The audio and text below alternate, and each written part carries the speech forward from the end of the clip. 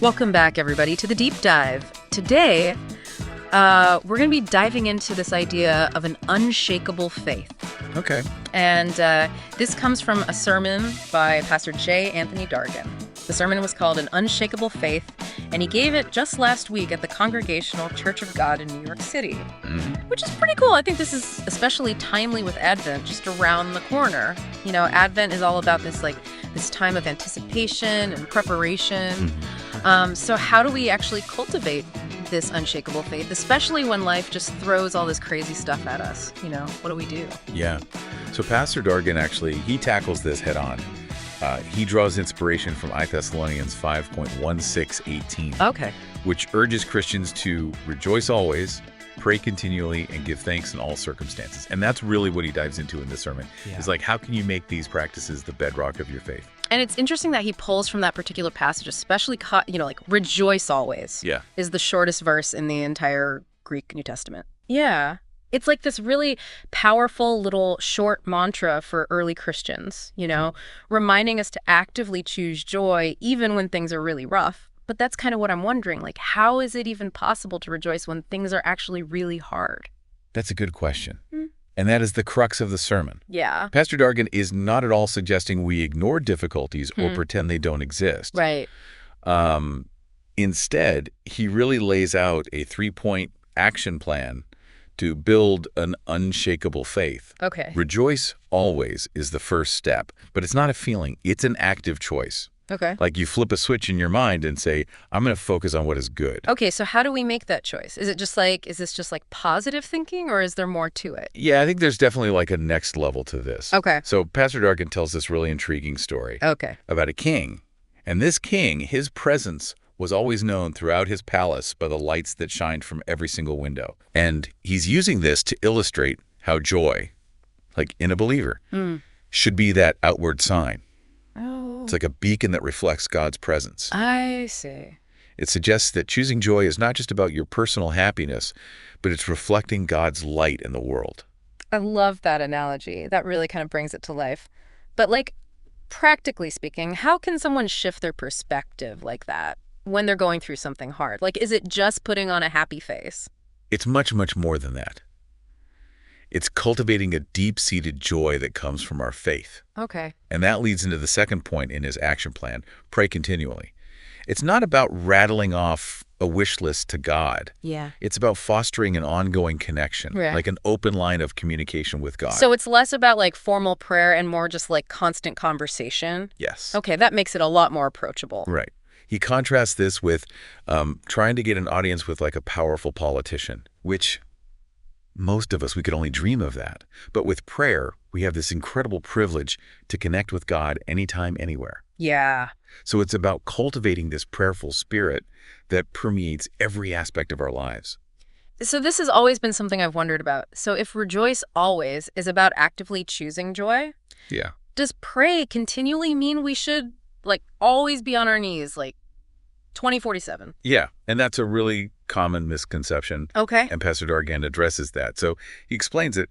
It's not about constant formal prayer, but nurturing an awareness of God's presence throughout the day. Okay. It's bringing God into every part of our lives, from the mundane things to the really big things. I see. So it's shifting our perspective to acknowledge God in every moment. Yeah.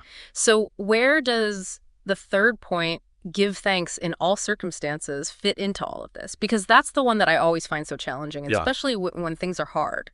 Totally. And again, Pastor Dargan is not saying we should, pretend like hard things aren't happening. Right. But he says, acknowledge your challenges while holding on to the faith that God is ultimately in control. Okay. And that he's working things out for our good. So even when things are rough, there's always something to be thankful for. Yes. It's about recognizing those little glimmers of hope, of gratitude in the midst of darkness. Yes, exactly. And it's about trusting that even when we can't see the bigger picture, God is still there. Right. And he is working all things for our good. I love that. And that ties back to this idea of an unshakable faith. Yeah. It's not just fleeting feelings. It's about trust and gratitude.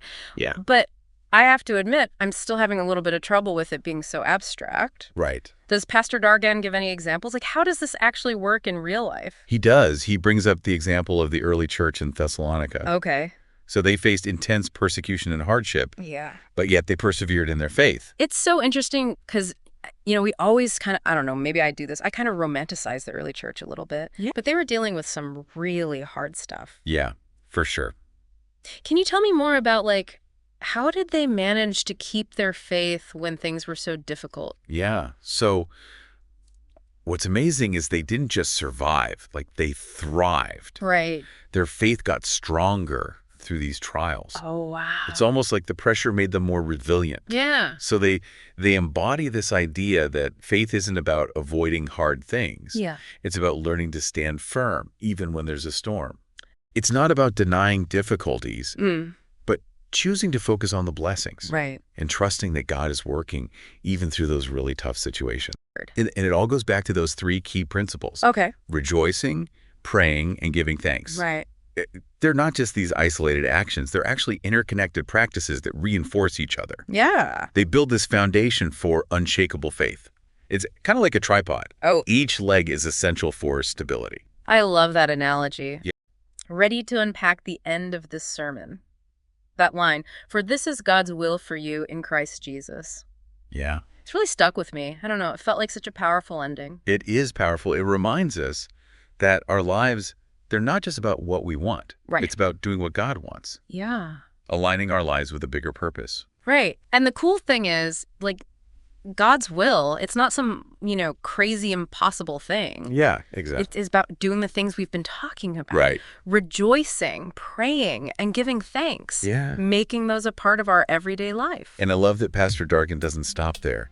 He encourages people, come forward for prayer. Yeah. He encourages those watching online to reach out. Right. It's not just about listening. It's about taking action. Right. About putting what you've learned into practice. Exactly. And getting support along the way. It shows how important community is to faith. Yeah, we're not supposed to go through this alone. Nope. We're part of something bigger. We're meant to be there for each other. Right, especially when things get tough. That's when we need each other most. Yeah. It's like having a whole group of anchors keeping us steady. I love that image. Yeah. So, as we wrap up our deep dive on an unshakable faith, I want to leave our listeners with a question. What if, instead of letting our circumstances control our faith changes how we see our circumstances? That's a great question. I think that sums up Pastor Dargan's message perfectly. Yeah. It's a call to choose faith, to choose joy, to pray, and to be thankful, not just because of what's happening around us, but because that's how we see the world. It's about focusing on God's love and faithfulness. Exactly. I don't know what's going on. And as we go into Advent, which is a time of waiting and getting ready, it's the perfect time to think about these ideas and how we can really live them out. This has been such a great discussion. Yeah. I hope everyone listening understands more about having an unshakable faith, a faith that can get through anything. And remember, joy, prayer, and thankfulness, they're not just things you do in church. Right. They can help you through all the ups and downs of life. Absolutely. With grace and strength and that unshakable faith. If you want to hear more from Pastor Dargan, definitely check out his sermon. That's great advice. Until next time, may your faith be unshakable. Thanks for tuning in. We hope you're loving our two-host, one-message podcast, an exploration of faith and spiritual growth. This week's message, An Unshakable Faith, dives into 1 Thessalonians chapter 5, verses 16 through 18, and was brought to us by our senior pastor, Reverend J-Anthony Dargan. If it's been a blessing to you, don't keep it to yourself. Share it with someone who could use a little inspiration today. And hey, we've got fresh episodes coming at you every Tuesday, so hit that subscribe button to stay in the loop. We'd love for you to jump into a live chat about Sunday's sermon with us every Wednesday at 7 p.m. Just dial 605-313-4831 and pop in the access code 869360 #. It's laid back, it's real, and it's a great way to connect with others. Also, if you're feeling moved to support our ministry, we make it super easy to give. You can donate through PayPal or Zelle using our church email, CCOGNYC@AOL.com. Or if Cash App's your thing, our handle is $CCOGNYC. And of course, you can find us on Givelify. Just search for Congregational Church of God, 1889 Amsterdam Avenue, New York, New York, 10032. Your generosity helps us spread love and hope far and wide. Thank you for being a part of that. And if you're local, we'd love to see you in person. We meet every Sunday at 10 a.m. at Congregational Church of God on Amsterdam Avenue, right between West 153rd and 154th Streets. Can't make it in person? No worries. You can join us live on YouTube at CCOGNYC or on Facebook at Congregational Church of God NYC. I love my church. Come and you'll see why. We're all about faith, community, and spreading the gospel. Come check us out. You'll feel right at home. Thanks again for listening, and God bless. We can't wait to connect with you. And whether it's online or in person, see you soon.